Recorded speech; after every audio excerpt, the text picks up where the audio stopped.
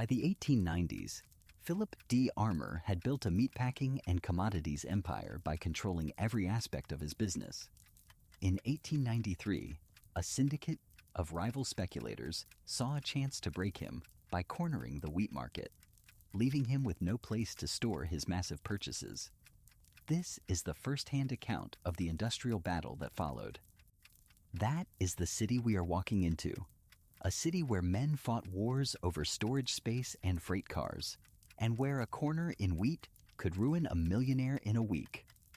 But before the wheat war, before Armour's elevators, there was a colder question. How does a man come to own a piece of that city in the first place? In 1901, a magazine editor named Orison Swett Marden got a man to sit down and answer it. Marshall Field, the most famous merchant in America, a man who was not easily accessible to interviews and who sought no fame at all for what he had built. Here is the number that ought to stop you.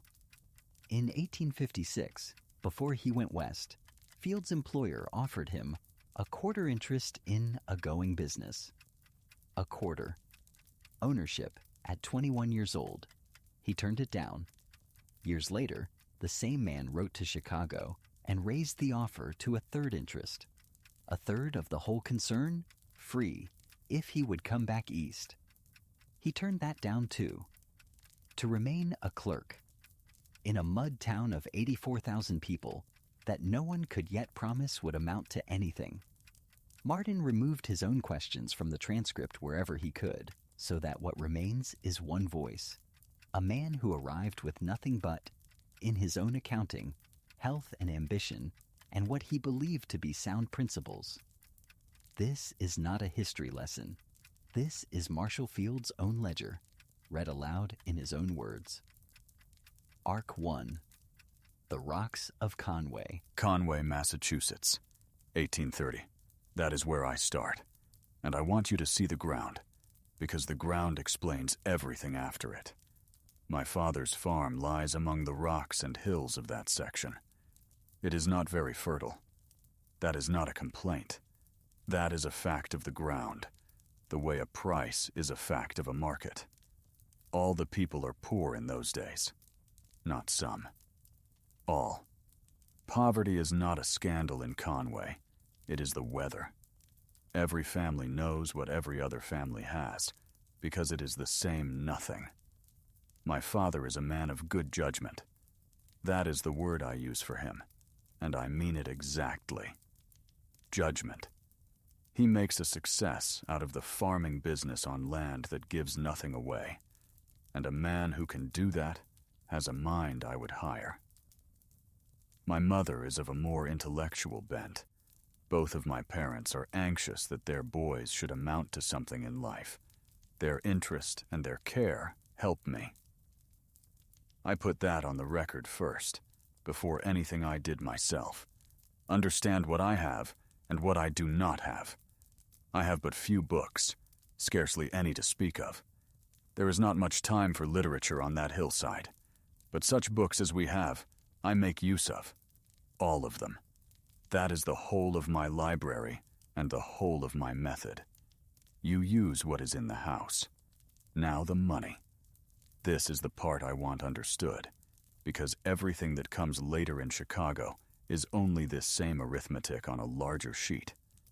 A dollar looks very big to us boys in those days. Very big. Not big the way a rich man says a thing is big.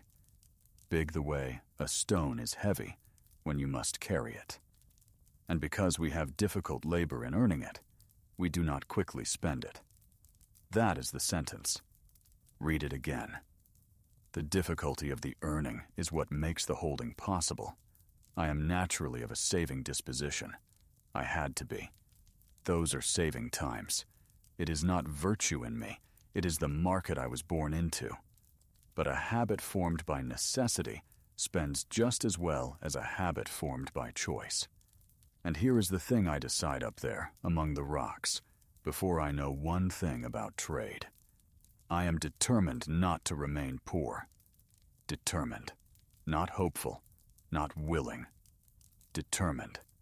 Hope is not a plan, and a wish is not capital. I have watched men wish on that hillside all my life, and the hillside does not care.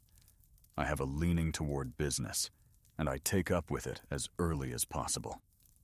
Not later. As early as possible.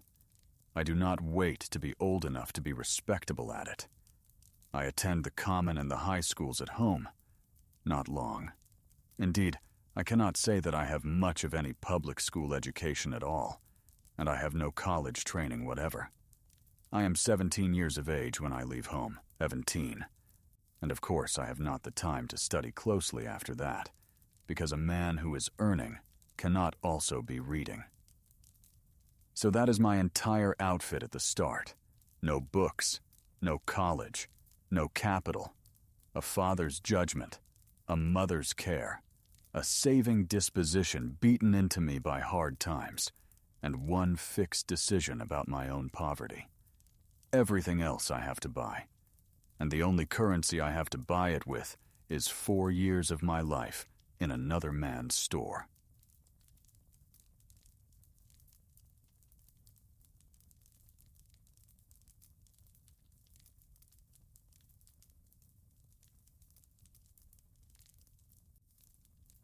Two. Where everything was sold, Pittsfield, Massachusetts, a country store. My first venture in trade, and I make it as a clerk, which means I make it with nothing but my hands and my attention. Understand what a country store is. Everything is sold there. Everything. Groceries, hardware, tools, seed, and dry goods, all under one low ceiling. That is not a small thing for a boy who intends to be a merchant. It is a school with a cash drawer. Every hour, a different trade walks in the door and tells you what it will pay. I remain there 4 years. 4. Not 4 months of curiosity. 4 years of the same door, the same counter, the same customers coming back to see whether I remember what they said last time.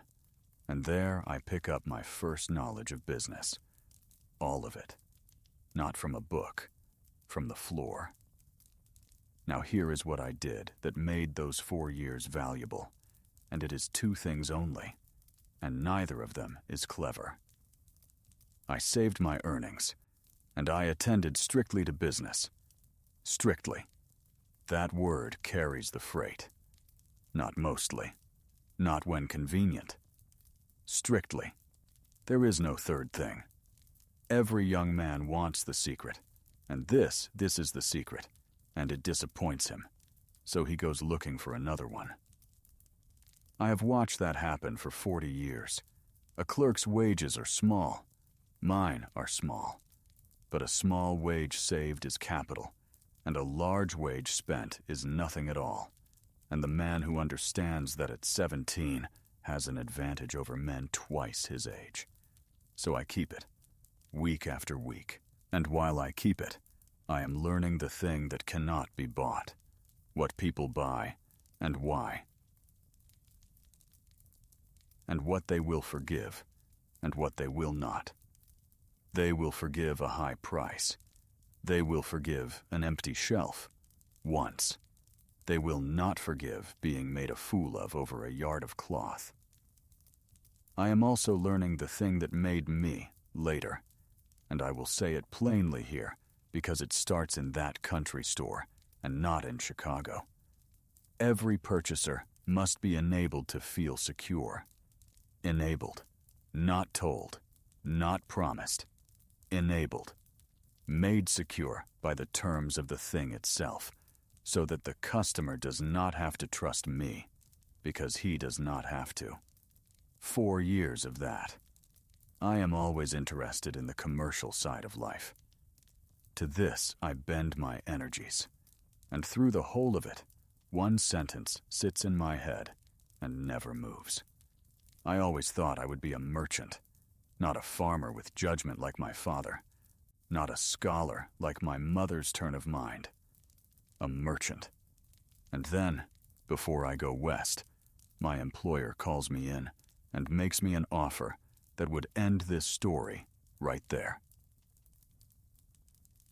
Arc 3. The quarter interest. I refused. He offers me a quarter interest in his business if I will remain with him. Sit with that number a moment. A quarter. 25% of a going concern in a settled town, in a store that already has its trade and its customers and its credit. I am 21 years old. I have no capital. I have no college. My father farms rocks, and a man is offering me ownership. That is the offer that catches 9 men out of 10, and I don't say that with contempt. It is a good offer. It is safety, and safety is the most expensive thing a young man ever buys. Because here is the arithmetic that nobody at that counter is doing. A quarter of a store in Pittsfield is a quarter of Pittsfield. That is the whole size of it. Forever. A quarter of what? The trade of that place is what it is. The population of that place is what it is. You may run the best store in it for 50 years, and the ceiling never moves, because the ceiling is not in your hands. It is in the town. So I say no, to a quarter interest, at 21. With nothing in my pocket but wages I did not spend, I go west. And this is where I want you to hear the second half of it, because the first half is only nerve, and any young fool has nerve. The second half is judgment. Even after I have been here several years, mind, he writes to me, and he offers me a third interest if I will go back. A third. He has raised the price of me by half in writing, across 500 miles, and he has raised it because he has watched what I do with a store when I am let near one, and I answer him the same as before, because I am already too well placed. Too well placed. Not richer, not titled. Placed. There is a difference between what a man owns and where a man stands, and the standing is worth more, and almost nobody believes that until it is too late to act on it. In Pittsfield, I could own a quarter of a finished thing. In Chicago, I own nothing at all, and I am standing inside the thing while it is still being built. That is the trade I make. Twice. I trade ownership for position, and I trade it in cash terms I could count, for prospects I could not. And I will not pretend I knew. I want that clearly said, because men come to me now and want me to have been a prophet, and I was not one. Nobody was. There is no guarantee at that time that this place will ever become the Western metropolis. None. Not from the buildings, not from the streets, not from the river. The town has plenty of ambition and plenty of pluck. I grant it that freely, but the possibilities of greatness are hardly visible. Hardly visible. That is the honest word. I did not come west because I could see the metropolis. I came west because the ceiling was not yet built.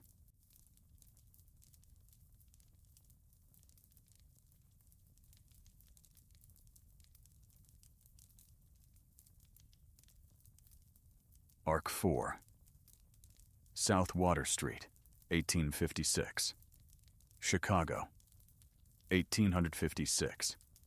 I enter as a clerk in the dry goods house of Cooley, Woodsworth and Company in South Water Street. A clerk again. Understand that.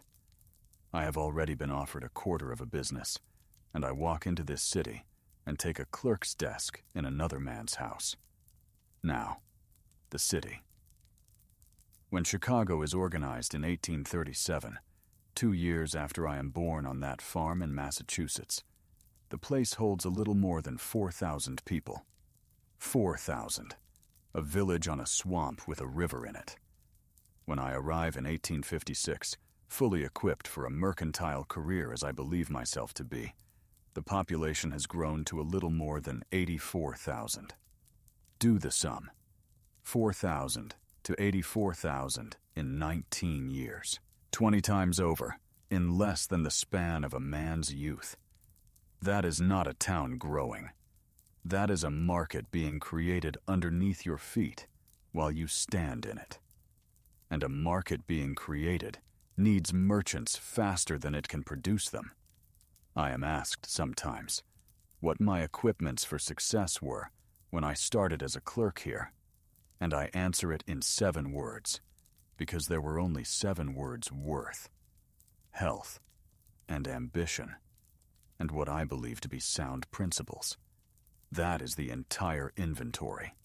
No money, no family name in the West, no education to speak of.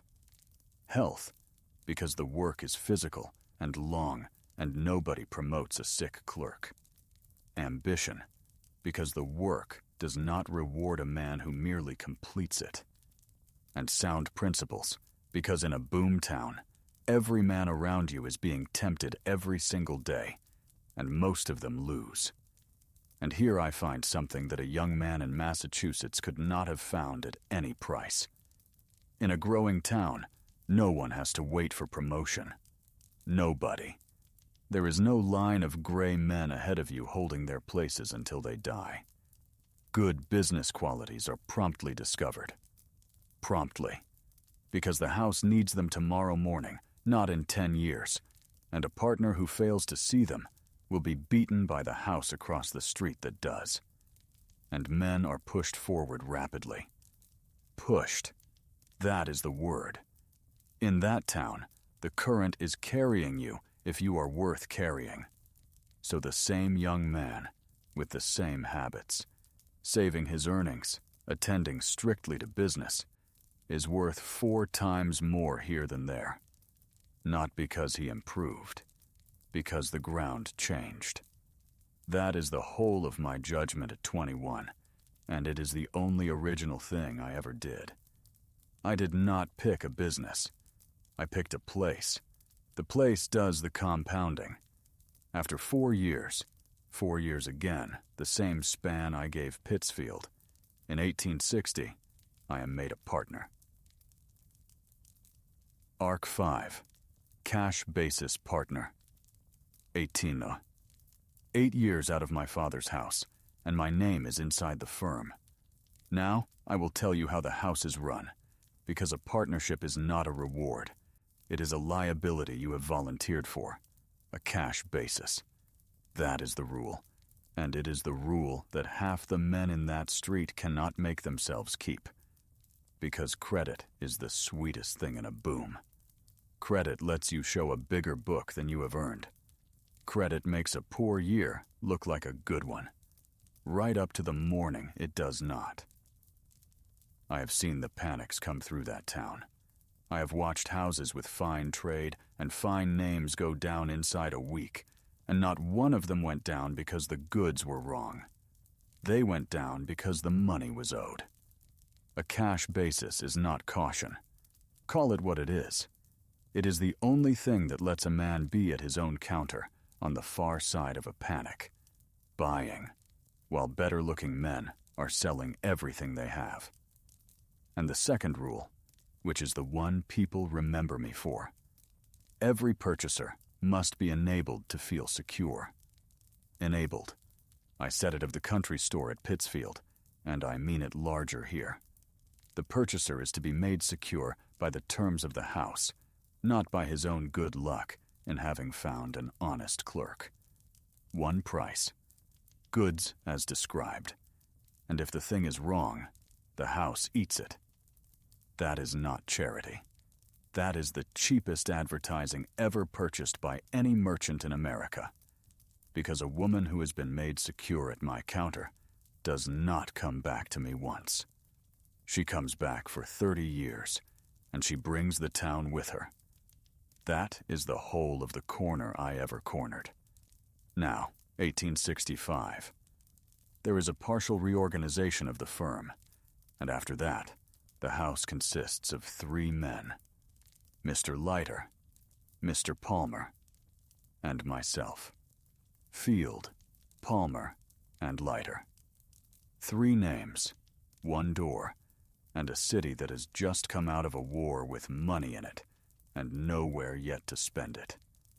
I will say a word about my partners, because a man who takes credit alone for a firm is lying about arithmetic.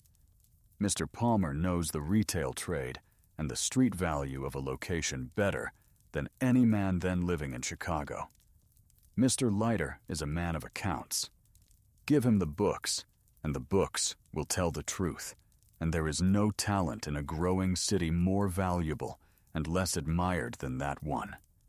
And my own part is the merchandise and the terms, what we buy, what we ask, and what we will and will not do to the man who walks in the door. That is 1865. Population climbing every month. Rail lines coming in from every direction. Grain moving through that town in quantities that no merchant of my father's generation could have written down without laughing. Everything I own is in that city, everything, on a cash basis, in one street, in one building, in a town built almost entirely of pine boards. 2 years later, the arrangement changes again. 2 years later, 1867, Palmer withdrew, and until 1881, the style of the firm was Field, Leiter and Company. In that year, Leiter retired as well, and from then to the day Marden sat down across that desk, the name over the door read exactly as it does now, Marshall Field and Company. 1 clerk's wage, saved. 2 ownership offers, refused. A quarter interest, then a third, both turned down for a mud street on a swamp. So Marden asked him the only question left to ask. What contributed most to the great growth of your business? And Field did not answer with a principle.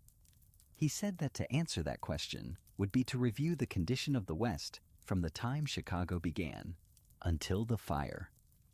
October 1871, everything he owned, in one street, in a city of pine boards, stricken, but not crushed.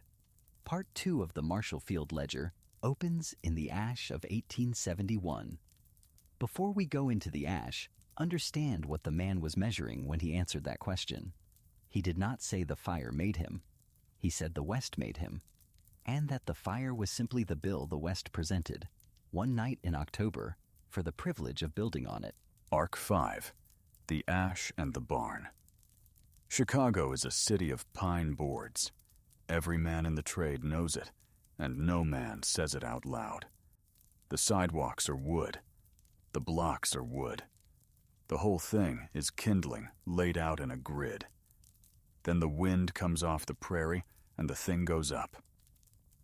One night. That is all it takes. Everything I own stands inside 4 walls on one street, and the street is burning. I do not stand there and mourn it. There is no profit in mourning. In the morning the stone is still hot, and I am already asking one question. Where do we open tomorrow? We find a horse-car barn on State Street, far south of the ruin. A barn. That is our house of business now. Plank floors, the smell of animals in the boards, counters knocked together out of whatever lumber the city has left, and the customers come. That is the thing I want understood. They come to a barn in a burned city, and they buy, because they know the name over the door, and they know what the name means. That is what a reputation is for. You do not build it for the good years. You build it for the morning after the fire, when your building is gone, and the only thing you have left to trade on is what people believe about you. Chicago rebuilds faster than any city has a right to. Brick this time, stone, iron, and the West behind it keeps growing. The railroads keep pushing, the towns keep filling, and every town wants goods. That is my answer to the question, not a maxim. Geography. I stood in the one place where a continent came to buy its cloth. The rest was attention. Arc 6, the rule of the house. Young men ask me for the secret, and there is none, and I tell them so. Work. Save. Tell the truth about your goods. That is the whole of it, and it is harder than any secret would be. Save a part of what you earn, not what is left over. A part set aside first, before the rest is spoken for. I did it on $400 a year and slept in the store to do it. And satisfy the customer. Always. If she is wrong, she is still to be satisfied, because she will be back tomorrow and she will bring her daughters. That is not sentiment. That is arithmetic, performed over 30 years instead of 30 days. Most men cannot hold a figure that long in their heads. Marshall Field died in 1906, one of the richest men in America, and the store on State Street outlived him by nearly a century. He never wrote a book. He gave Marden an afternoon, a pencil, and a set of numbers that had already been tested by fire. And in the next chapter, Marden leaves the counting house entirely, because the next man he sits down with did not sell cloth. He sold speed. He built the machines that moved Field's goods across the prairie, and he began his working life at a wage of $2 a week in a shed full of iron filings and the smell of hot brass.